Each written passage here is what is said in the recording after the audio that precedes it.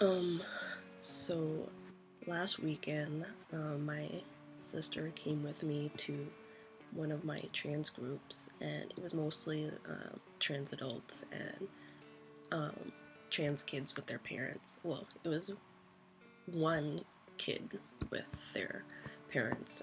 Anyway, so she went with me, and I think it was a good experience for her.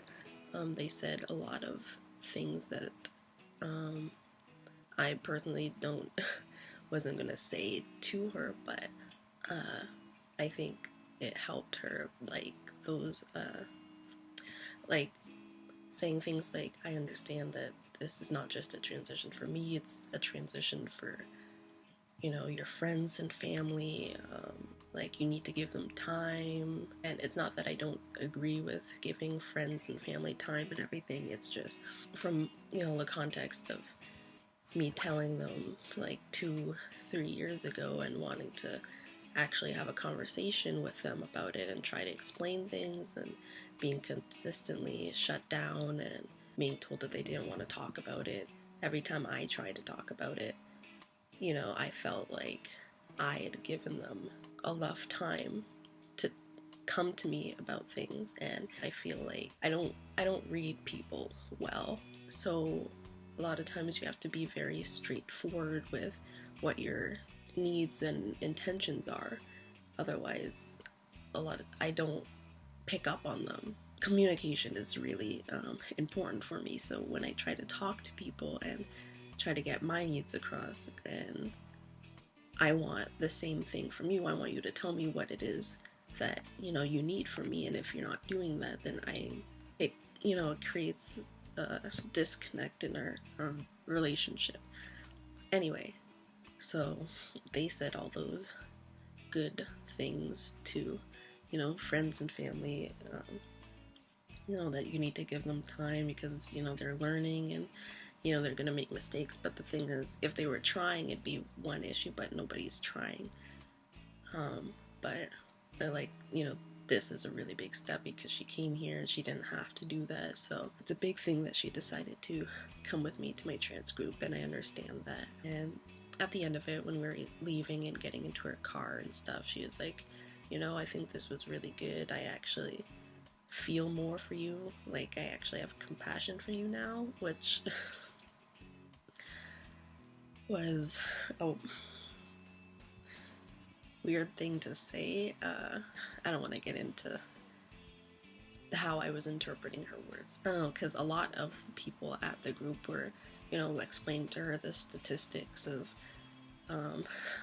murder rates among trans women, among trans people, assault, violence, suicide rates, people being homeless, people getting kicked out of their homes, just a lot of facts like that about being trans. And I guess coming from adults, because she's 32, she's 32 now, and the people talking were just like 10-20 years older.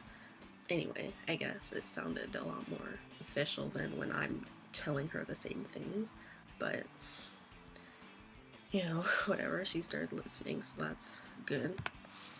And for once, I was in a situation with her where she was actually hesitant to use she and my birth name out loud, because when she'd be telling them a story or something, or adding to the conversation, and she'd start to say, and oh, sorry, and she like apologized, and I think it was mostly to do with the company, because she just she didn't want to come off as unaccepting, unsupportive family member of the trans person.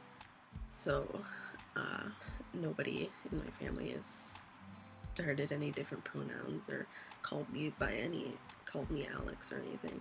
And my sister says a lot of that is because I haven't directly told them to start doing that. And I don't know, I think it's just because with extended family that you don't see that often. And I mean, I'm on hormones now, so obviously when you don't have to come out to someone the level of anxiety just doing that is so much. And like, you never just come out once, you have to keep coming out every time you have like a personal interaction with someone. Like, for her to just be like, oh yeah, just tell them it's fine. And it's like, you know, our family, like just a year ago at Thanksgiving, I think, I don't know if we were watching TV, it's like, you know, the whole family was there and we're having dinner, and I don't even know how this subject came up,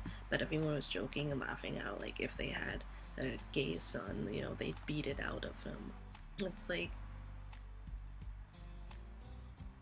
how am I supposed to like feel safe coming out to that? Shunning is a thing that is common in my family, as far as, you know, something happens with another person, you just stop talking to them.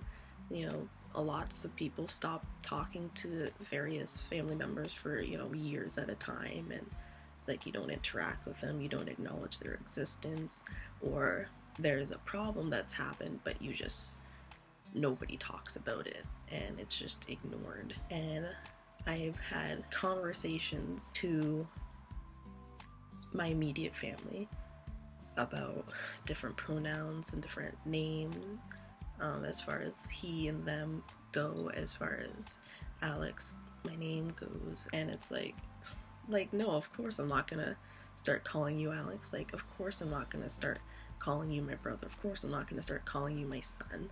Like, obviously not. And it's like, so you come at the situation from a casual, friendly point of view, just to gauge, you know, the level, and it's like immediately negative.